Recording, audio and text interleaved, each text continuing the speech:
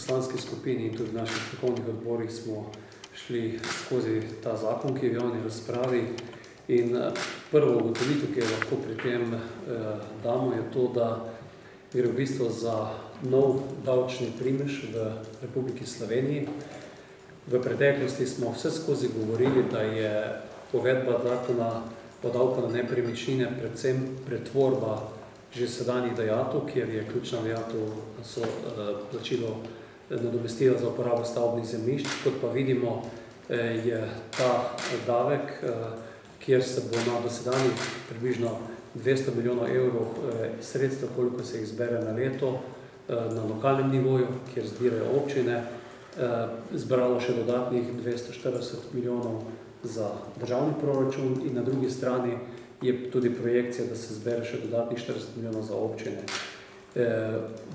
Običajno je davek na nepremičnine, ta property tax, davek lokalnih skupnosti in v tem primeru ocenjujemo, da vlada še enkrat več odstopa tudi od svojih javnih sedanjih zavez, da bo konsolidacijo slovenskih javnih financ uredila na takšen način, da bo 2/3 prihranka na odhodkovni strani in zgolj 1/3 na novih davkih. Kot vemo, je na osnovi lani sprejetega ZUJF-a in nekaterih dopolnil v letošnjem letu ta prihranek tam na nivoju 200 milijonov na odhodkovni strani, medtem ko že sedaj sprejetemu za 1. julijem uveljavljenemu zakonu o DDV, ki bi naj prinesel novih 280 milijonov davkov, vnašamo tudi zopet nov davek za približno tako velikim obsegom. Koga pa davek bistveno se najbolj dotika? Gre za bistveno povečanje najprej obremenitev za prebivalstvo, kajti stanovanjski objekti, ki so danes po večini vključeni v nadomestilo za stavbno zemljišče, dobijo 2- do 3-kratnik povečanja te obremenitve.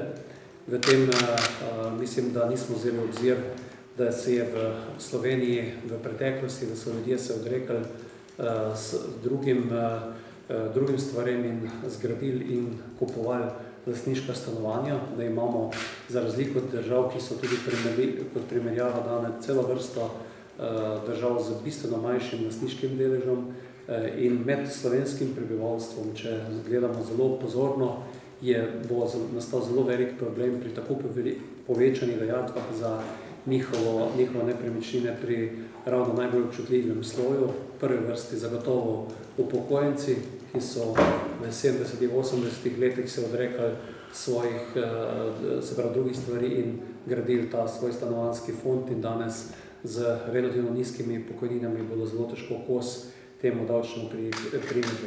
Podobno velja tudi za ostale kategorije ljudi z nizkimi prijemki, ki pa so za tem odrekanjem v preteklosti namesto luksuza si pač gradili ta stanovanjski del. Tako da tu mislimo, da gre s tem, kot sem želel, za 2- do 3-kratno povečanje tega stvar v napačno smer in slovenski upokojenec, delavec z delavsko plačo in tudi kmetje si enostavno bodo zelo težko plačevali te povišene davke.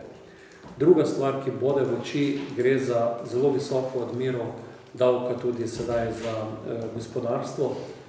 Kot vidimo te stopnje, brez pravih simulacij, kaj to pomeni, bo zagotovo v veliki meri marsikateri slovenski gospodarski subjekt še toliko težje posloval v tem danes že nekonkurenčnem okolju.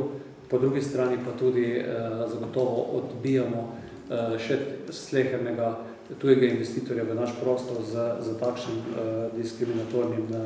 diskriminatornim davkom. V tem delu mislim, da smo tudi spregledali opozorila, ki jih je IMF dal v zadnjem tednu tudi in poduk iz grškega primera, kjer se je za tem nenehnim kopičenjem davčnega bremena na gospodarstvo praktično ta davčni priliv samo zmanjšal in posledično povzročilo velika brezposelnost. Tako da v tem delu mislimo, da gre za pot v napačno smer. Naslednja kategorija, ki je zelo problematična v tem delu, je področje kmetijstva. V tem področju gre za več sporednih stvari, ki se dogajajo. Bili smo priča že nekemu zelo čudnemu poizkusu povečanja KD-ja.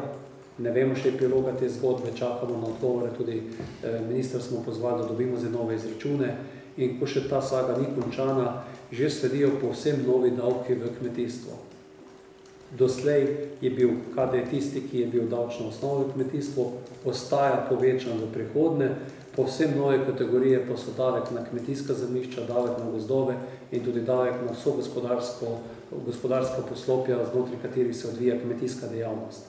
Tako da, kdor je pripravil ta zakon, zagotovo ne pozna te dejavnosti in če se v Sloveniji na drugih korakih borimo za to, da bi bila samooskrba povečana, ne vem, kdo vidi v kmetijske dejavnosti danes toliko rezerv, da za nenehnimi davki obremenjuje ta sloj ljudi in zagotovo bo to zopet